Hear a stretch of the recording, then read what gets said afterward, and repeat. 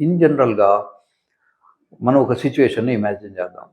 అబ్బాయి 80 కిలోలు, అమ్మాయి 35, 40 కిలోలు ఉందనుకోండి. ఈ 80 కిలోలు ఉన్న అబ్బాయి శృంగారం చేసినప్పుడు వీడికి మజిల్ స్ట్రెంత్ కూడా యాడ్ అయిపోయి ఇంకో 15, 20 కిలోలు వస్తుంది. సో, వాడికి అప్పుడు టోటల్ అమ్మాయి మీద ప్రెషరు 100 కిలోల ప్రెషర్ ఉంటుంది. జస్ట్ ఇమాజిన్, ఓ అమ్మాయి 40 కిలోలు ఉన్న అమ్మాయి ఛాతీ మీద ఓ 100 కిలోల 2 బియ్య బస్తాలు పెట్టినాం అనుకోండి, 50 కిలోలు, 50 కిలోలు అమ్మాయికి ఊపిరాడదు.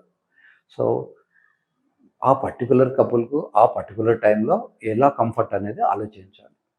ఇన్ జనరల్‌గా female top is the best.